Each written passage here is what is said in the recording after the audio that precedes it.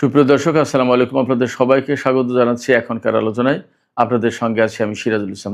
দর্শক, পাকিস্তানে আমেরিকা নতুন একটি ঘাঁটি খুলতে চেয়েছিল ইরানে হামলা চালানোর জন্য, কিন্তু পাকিস্তান তাতে রাজি হয়নি। আরেকটি গুরুত্বপূর্ণ ইরানের অভ্যন্তরীণ একটা খবর আছে। এমন কিছু বিলবোর্ড তেহরান শহরে স্থাপন করা হয়েছে যে বিলবোর্ডগুলো আমেরিকার জন্য মারাত্মক মারাত্মক সব মেসেজ দিচ্ছে। বিলবোর্ড বাট মেসেজগুলো খুব গুরুত্বপূর্ণ। এপাশে পাকিস্তানের প্রধানমন্ত্রী এবং সেনাপ্রধান একসাথে সৌদি আরব সফরে গেছেন। তাদের এই সফরের উদ্দেশ্য কী, আসল কাজ কী? আজকের আলোচনার সবচেয়ে বড় অংশ যেটা থাকবে সেটা হচ্ছে ডোনাল্ড ট্রাম্প ইরানের বিরুদ্ধে যে যুদ্ধ করতে আসলেন, এই যুদ্ধে তার প্রাপ্তিটা কী। সুপ্রিয় দর্শক, এই বিষয়গুলো নিয়ে আমি বিস্তারিত আলোচনা করার চেষ্টা করব। আশা করি প্রত্যেকটি আলোচনা ভালো লাগবে। আর আলোচনা যদি ভালো লাগে তাহলে সঙ্গে থাকবেন, লাইক কমেন্ট শেয়ার করবেন এবং চ্যানেলটি সাবস্ক্রাইব করে সাথেই থাকবেন। চলুন দর্শক, আমরা বিস্তারিত আলোচনা করি। প্রথমে বলছিলাম কি, যে পাকিস্তানে সামরিক ঘাঁটি খুলতে চেয়েছিল আমেরিকা ইরানের বিরুদ্ধে হামলা চালানোর জন্য। এই প্রস্তাব কবে কখন এক্স্যাক্ট জানা যায়নি, বাট সূত্রের খবর হচ্ছে পাকিস্তানের কাছে এই প্রস্তাব দিয়েছিল আমেরিকা, বাট পাকিস্তান রাজি হয়নি। যদি যুদ্ধ শুরুর আগে হয়ে থাকে তাহলে একটা হিসাব, আর যদি যুদ্ধের পরে, অর্থাৎ এই যে 40 দিনের যুদ্ধ, এর ভেতরে বা এই যে নতুন করে 13-14 দিনের যে যুদ্ধটা গেল, যুদ্ধবিরতির পরে আবার যে যুদ্ধ শুরু হলো, সেই সময় কোন সময় আমি শিওর না, বাট খবরটা এরকম যে পাকিস্তান সেই প্রস্তাব প্রত্যাখ্যান করেছে, সরি বলেছে। যখনই বলুক না কেন, যদিও আগে পরের সাথে একটা হিসাব আছে, যুদ্ধ শুরুর পরে যদি বলে থাকে তাহলে এক হিসাবে এই কারণে বলছি, যুদ্ধ শুরুর পরে ইরান যে পাল্টা আক্রমণ করেছে আমেরিকার বিরুদ্ধে, তাতে আশপাশের সমস্ত দেশ অবাক হয়েছে ইরানের সামরিক সক্ষমতা দেখে। এই জায়গা থেকে যদি বলে যে আমরা এই ঘাঁটি মাটি দিতে পারবো না, এটার সাথে আমরা নেই, তাহলে এক কথা, তার মানে ইরানের সামরিক সক্ষমতা দেখে বলেছে যে দরকার নেই সমস্ত ঝামেলায় জড়ানোর, আমরাও ক্ষতিগ্রস্ত হব। আর যদি যুদ্ধ শুরুর আগের কথা হয়ে থাকে তাহলে ব্যাপারটা এরকম দাঁড়াবে যে পাকিস্তান ইরানকে একেবারেই নিকটতম ভ্রাতৃপ্রতিম বন্ধুপ্রতিম দেশ হিসেবেই দেখেছে, প্রতিবেশী দেশ হিসেবেই দেখেছে, এবং প্রতিবেশীর ক্ষতি তারা করতে দিতে চায়নি। এমন হতে পারে। যেটাই হোক, আলটিমেটলি হিসাব এখানে এসে দাঁড়ায় যে পাকিস্তান এখন পর্যন্ত ইরানের সাথে সৎ প্রতিবেশী সুলভ আচরণ করে এসেছে, মনোভাব দেখিয়েছে, এবং ইরানের ক্ষতি হোক, পাকিস্তান এই রকম কোনো কাজ এখন পর্যন্ত করেনি বলেই আমরা আপাতত দেখতে পাচ্ছি। যেমন আমি বলি, এই যে 15 জাতির যে জোট গঠন করেছে, পাকিস্তান কিন্তু অনেক আগেই অ্যাক্টিভ হয়ে যেতে পারত, সেই দিকে যায়নি। সৌদি আরবের সাথে তার প্রতিরক্ষা চুক্তি আছে, এই প্রতিরক্ষা চুক্তির আওতায় ইরানের সাথে কনফ্রন্টেশনে যায়নি। কুয়েতের সাথে প্রতিরক্ষা চুক্তি আগেই ছিল, নতুন করে অ্যাকচুয়ালি সেটা সামনে আনা হলো, ইরানের সাথে কিন্তু কনফ্রন্টেশনে যায়নি। এছাড়া আঞ্চলিক রাজনীতির যে সমস্ত হিসাব নিকাশ, যেমন ইরানের চবাহার বন্দর ভারত ব্যবহার করে এবং সেখানে ইনভেস্ট করেছে।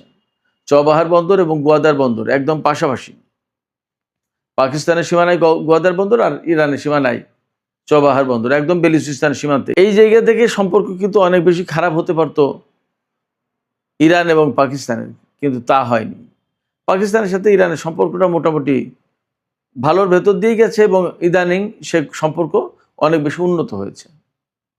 এবং এই উন্নত হওয়ার ফলে ইরান যেমন সুবিধা পাচ্ছে, পাকিস্তানের সুবিধা পাচ্ছে এবং অনেক সুবিধা পাবে। ইরানকে কেন্দ্র করে পাকিস্তানের যে ডিপ্লোমেসি এবং যে সমস্ত কর্মকাণ্ড, তার একটা বিরাট ইতিবাচক প্রভাব পড়েছে মুসলিম বিশ্বে, সারা বিশ্বে তো বটেই, মুসলিম বিশ্বে। এবং পাকিস্তানকে এখন আসলে সবাই অনেকটা মাথায় রাখার মতো করে রাখছে। কুয়েত তার সাথে চুক্তি করছে, কাতার, সৌদি আরব, জর্ডান তাকে বিশেষ মর্যাদা দিচ্ছে, তারপরে সোমালিয়ার সাথে তার চুক্তি হচ্ছে, তুরস্কের সাথে তো আছেই, ইরানের সাথে সম্পর্ক আছে প্রতিবেশী দেশ হিসেবে, চীনের সাথে সম্পর্ক আছে। এই জায়গায় মানে একটা মধ্যমণি হয়ে গেছে ইদানিংকার দিনগুলোতে। তো যাই হোক, যে কথা বলছিলাম যে পাকিস্তান যেহেতু রাজি হয়নি ইরানকে হামলা চালানোর জন্য আমেরিকাকে ঘাঁটি দিতে, এটা অত্যন্ত বড় একটা বিষয় এবং এটা আসলে একটা অনুকরণীয় বিষয় যে প্রতিবেশীর সাথে কিভাবে এরকম বিপদের দিনে পাশে দাঁড়াতে হয়। সীমান্তবর্তী যে দুই প্রতিবেশী দেশ তাদের ভেতরে এরকম সম্পর্কই থাকতে হয়। দর্শক, আমরা এবার সৌদি জোটের বিষয় নিয়ে একটু কথা বলি এবং পাকিস্তানের প্রধানমন্ত্রী সৌদি আরব সফরে গেছেন, তার সাথে সেনা প্রধান রয়েছেন। সৌদি আরব সফরে গেছেন পাকিস্তানের প্রধানমন্ত্রী, তার সাথে কেন সেনা প্রধান, এটা একটা ব্যাপার। আর সৌদি আরব আপনারা সবাই জানেন যে কয়েকদিন আগে একটা জোট গঠন করেছে, 15 জাতির জোট, ইয়েমেনের হুতিদের বিরুদ্ধে যুদ্ধ করার জন্য। সেটারও একটা ব্যাপার স্যাপার আছে। তো এই বিষয়টা নিয়ে একটু আলোচনা করি। সেটা হচ্ছে পাকিস্তানের প্রধানমন্ত্রী শেহবাজ শরীফ এবং সেনা প্রধান ফিল্ড মার্শাল আসিম মুনির, তারা দুইজন সৌদি আরব সফরে গেছেন। এই সফরে দুইজনের সাথেই সৌদি রাজা সালমান, যুবরাজ মোহাম্মদ বিন সালমান, তাদের বৈঠক হবে। তারা উমরা পালন করবেন যথারীতি এবং মদিনা শরীফের রাসূল সাল্লাল্লাহু আলাইহি ওয়াসাল্লামের রওজা জিয়ারত করবেন। এরকম অনেকগুলো গুরুত্বপূর্ণ কাজ আছে। এর ভিতরে সবচেয়ে বড় যে কাজটা হবে সেটা হচ্ছে এই যে, আমার ধারণা এই যে ইয়েমেনের সাথে সৌদি আরব লড়াই করার জন্য যে 15 জাতির জোট করলো, এখানে কিন্তু হুতিরা পাকিস্তানকে বিশেষ সুবিধা দিয়েছে, তাদের জাহাজ আটকাচ্ছে না। তাইলে পাকিস্তান এখানে কিন্তু নৈতিকভাবে একটা দায়বদ্ধতার ভিতরে পড়েছে। পাশাপাশি ইরানের সাথে তার যে সম্পর্ক এবং হুতিদের সাথে যদি এখন পাকিস্তান সৌদি আরবের হয়ে লড়াই করে, তাহলে মধ্যপ্রাচ্যের অনেক হিসাব বিকাশ কিন্তু পাল্টে যাবে। এই জায়গা থেকে পাকিস্তানকে অত্যন্ত সতর্কতার সাথে পা ফেলতে হচ্ছে। সৌদি আরবের সাথে পাকিস্তানের সম্পর্ক আছে, এটা আমরা জানি। এটা বহু আগে থেকে ছিল, এখন আছে, ভবিষ্যতে আরও কতদিন থাকবে তার কোনো ঠিক ঠিকানা নেই। এবং ইয়েমেনের সাথে সৌদি আরব এর আগে জোটবদ্ধভাবে লড়াই করেছে, কিন্তু সেই জোটে সরাসরি পাকিস্তান যুক্ত হয়নি। শেহবাজ শরীফের ভাই নওয়াজ শরীফ যখন পাকিস্তানের প্রধানমন্ত্রী 2015 সালে, তখন কিন্তু সৌদি আরব ইয়েমেনের বিরুদ্ধে প্রথম যুদ্ধ শুরু করে। তখনও কিন্তু নওয়াজ শরীফ সরাসরি সৌদি আরবের পক্ষে দাঁড়িয়ে ইয়েমেনের সাথে যুদ্ধ করেনি, কারণ ভ্রাতৃঘাতী, মুসলিম ভ্রাতৃঘাতী যুদ্ধ হবে, এই কাজটা পাকিস্তান করেনি। নাম্বার 1। নাম্বার 2 হচ্ছে, যেহেতু এখানে সৌদি আরব এবং ইরানের একটা ক্যালকুলেশন, ইকুয়েশন, অনেক কিছু ছিল, এই জায়গা থেকে পাকিস্তান সৌদি আরবের পক্ষে যাবে নাকি ইরানের পক্ষে যাবে, এটা একটা বিরাট ঝামেলার কারণ ছিল। কারণ পাকিস্তান হচ্ছে ইরানের একেবারে প্রতিবেশী দেশ, তার সাথে 900 কিলোমিটার সীমান্ত, আর ওপাশে সৌদি আরবের নিরাপত্তার অনেক কিছু দেখভাল করে পাকিস্তান। তো অথচ দুটোই মুসলিম কান্ট্রি, দুটোই মধ্যপ্রাচ্যের গুরুত্বপূর্ণ শক্তি। তাহলে কার পক্ষে যাবে এবং কার শত্রু হবে আর কার মিত্র হবে, এটা বিরাট একটা ঝামেলা ছিল। এই ঝামেলায় পাকিস্তান কিন্তু তখন সৌদি আরবের পক্ষে ইয়েমেনের বিরুদ্ধে লড়াই করেনি। আজকে কি সেই পাকিস্তান সেই নীতি থেকে সরে আসবে হুট করে? এবং এখন তো পরিস্থিতি আরও ক্রিটিক্যাল, কারণ মধ্যপ্রাচ্যে আসলে আমেরিকার অবস্থান থাকবে কিনা, ইরানের ভবিষ্যৎটা কি হবে, এবং মধ্যপ্রাচ্যে যে বিরাট একটা চেঞ্জ হচ্ছে, এই চেঞ্জটার শেপটা কি হবে, অনেক কিছু নির্ভর করছে পাকিস্তানের সাথে, অনেক কিছুর সাথে পাকিস্তান জড়িত। আবার হরমুজ প্রণালী যে ইরান আটকে দিয়েছে, এবং ইরান বলছে কি যে এই হরমুজ প্রণালী মালিকানা আমাদের এবং ওমানের, এই যে মালিকানা অর্থাৎ সার্বভৌমত্ব দাবি করা, এই সার্বভৌমত্ব দাবি করার পক্ষে সমর্থন দিয়েছে কিন্তু চীন। ইরানের এই দাবির প্রতি চীনের এই সমর্থন, এটা খুবই গুরুত্বপূর্ণ। অর্থাৎ আমেরিকা যে অবস্থান নিয়েছে তার জাস্ট বিপরীত। এবং মধ্যপ্রাচ্যের চীনের যে বিরাট স্বার্থ, সেটা ইরানের মধ্য দিয়েই আদায় হবে। তাহলে চীনের বিরুদ্ধে কি পাকিস্তান চলে যাবে? এটা এক বিরাট প্রশ্ন। এই জায়গায় আমার কাছে মনে হয় সৌদি আরব জোট করেছে, ঠিক আছে, জোটের কার্যকারিতা কি হবে না হবে সেটা একটা প্রশ্ন। পাকিস্তানের প্রধানমন্ত্রী এবং সেনা প্রধান সম্ভবত সৌদি রাজা সালমান এবং তার ছেলে মোহাম্মদ বিন সালমান।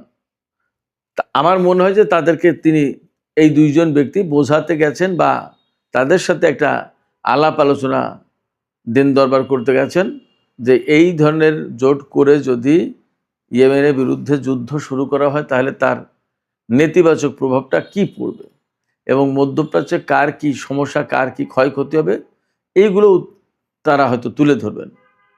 এবং ফাইনালি নিশ্চয়ই তারা এই মেসেজটা দেওয়ার চেষ্টা করবে। আমার ধারণা যে এই ধরনের যুদ্ধ পাকিস্তানের জন্য ক্ষতিকর, সৌদি আরবের জন্য ক্ষতিকর, ইরানের জন্য, টোটাল মুসলিম উম্মার জন্য এবং মধ্যপ্রাচ্যের জন্য, সবার জন্যই ক্ষতিকর।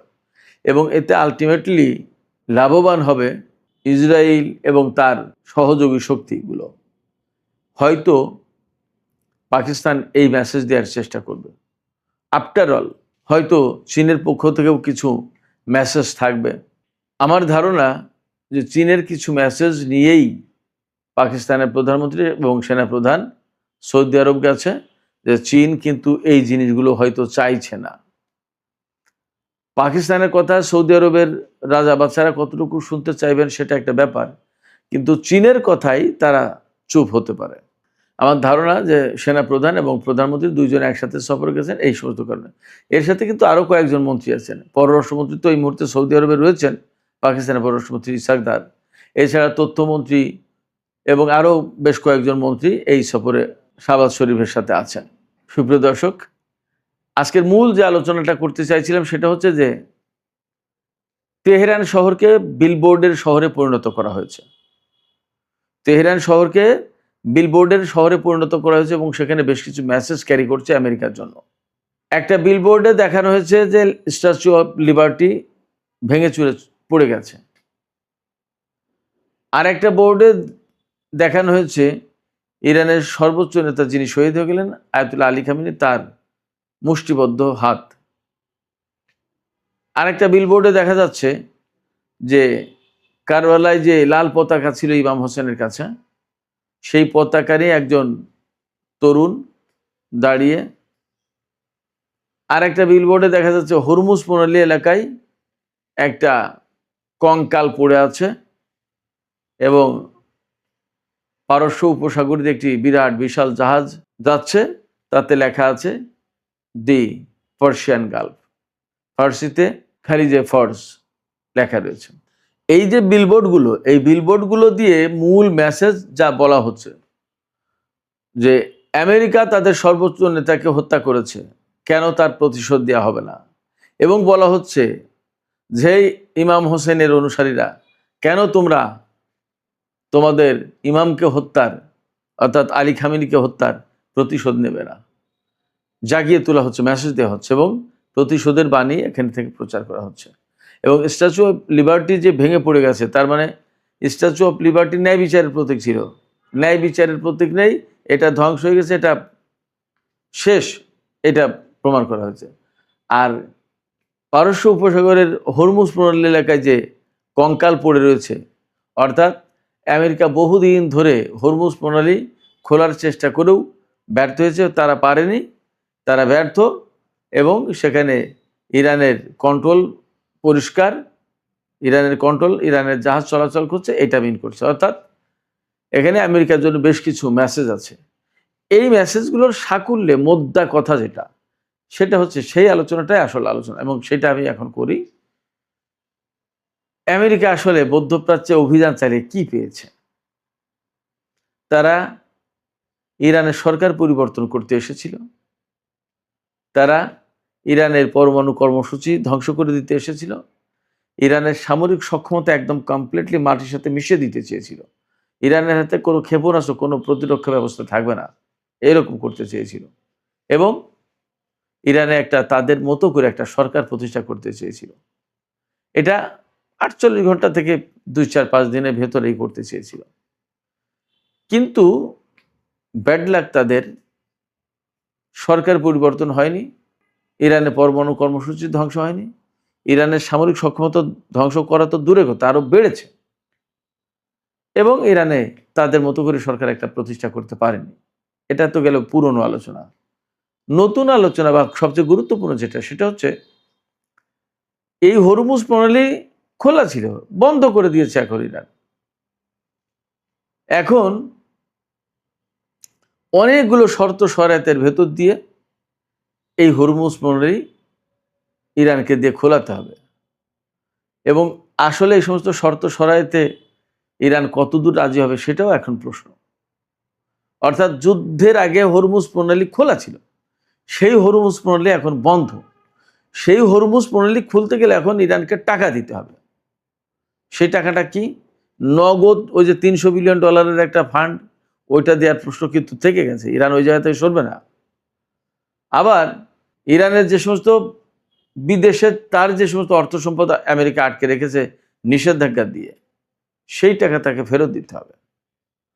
তার উপর থেকে যত নিষেধাজ্ঞা, অর্থাৎ আমেরিকা যত ময়লা আবর্জনা চাপিয়েছিল ইরানের উপর, সেই ময়লা আবর্জনা কার্যত আমেরিকাকেই এখন পরিষ্কার করতে হবে। তাহলে যুদ্ধ করে লাভটা কি হলো? এর চেয়ে বড় কথা মধ্যপ্রাচ্যে আমেরিকার যত ঘাঁটি ছিল সমস্ত ঘাঁটি তছনছ করে দিয়েছে। তাহলে লাভটা কি হলো?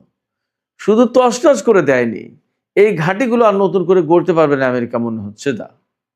কারণ হরমুজ প্রণালী খুলে দেবে না, জাহাজ ভর্তি করে অস্ত্র আনতে পারবে না, ঘাঁটিগুলো আর কোনোদিন দাঁড়াবে না। এবং মধ্যপ্রাচ্যের দেশগুলো যারাই আমেরিকার পরম বন্ধু, পরম শুভাকাঙ্ক্ষী ছিল, সেই দেশগুলো এখন আমেরিকাকে কিন্তু আর ভরসা করতে পারছে না। এই দেশগুলোর কাছে নিরাপত্তার নামে যে বিপুল পরিমাণে অস্ত্র বিক্রি করত, এখন কি আর তা পারবে? ইতিমধ্যেই কিন্তু পাকিস্তান এবং চীন জায়গা দখল করা শুরু করেছে। এরপরে মধ্যপ্রাচ্যে আমেরিকার বা সারা বিশ্বে যে প্রভাব প্রতিপত্তি ছিল, মাতুবরি ছিল, যে অবস্থান ছিল, সেই অবস্থান, সেই প্রভাব প্রতিপত্তি কি আর কোনোদিন ফিরে পাবে? শুধু তাই না, এই যুদ্ধ করতে এসে আমেরিকা যদি এখান থেকে পরাজিত হয়ে মধ্যপ্রাচ্য থেকে চলে যায়, তাহলে ইসরায়েলের নিরাপত্তা কোথায় যাবে? এই যে ভূখণ্ডটা, এই ভূখণ্ডটাকে তো এখন মারাত্মক হুমকির মুখে ফেলেছে। সম্ভবত ইরানের সাথে যুদ্ধ করতে এসে মধ্যপ্রাচ্যের দেশগুলোকে এখন একটা সুতোয় বেঁধে দেওয়ার ব্যবস্থা করলো, অর্থাৎ খানিকটা ঐক্যবদ্ধ হওয়ার ব্যবস্থা করে দিল সম্ভবত আমেরিকা। তাহলে কি দাঁড়াচ্ছে? এখানে পাকিস্তান, তুরস্ক, চীন, ইরানের প্রভাব তো বটেই, এই সমস্ত দেশের প্রভাব ব্যাপকভাবে বেড়ে যাবে, এবং একেবারে চিহ্নিত শক্তি হিসেবে ইরান এখন বিশ্বের বুকে দাঁড়িয়ে গেল। এতদিন গোপন শক্তি ছিল, ইরানকে মানে কি মানে না, নানান রকম ব্যাপার। তার সাথে যেহেতু আমেরিকার দ্বন্দ্ব, নিষেধাজ্ঞা, আমেরিকাকে উপেক্ষা করে কিন্তু কেউ ইরানের বিরুদ্ধে যেতে চাইতো না।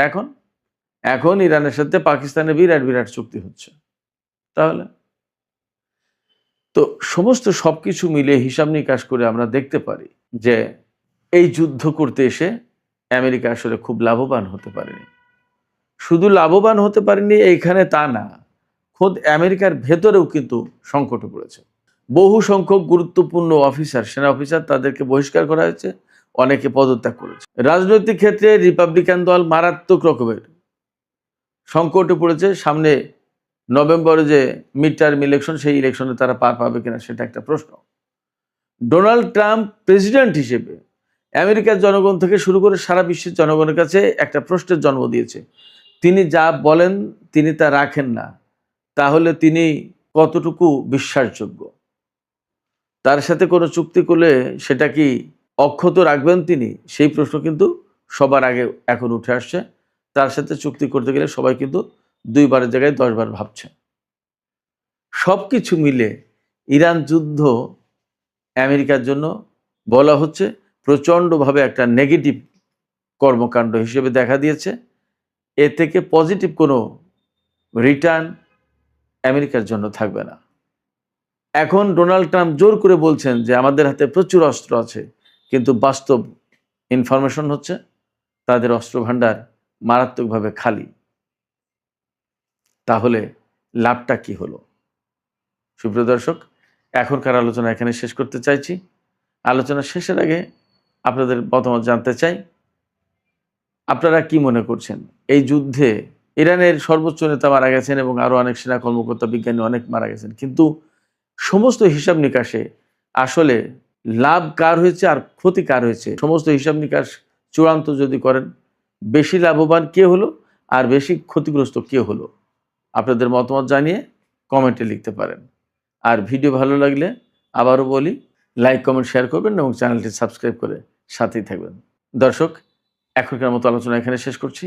সবাই অনেক অনেক ভালো থাকুন। আল্লাহ হাফেজ।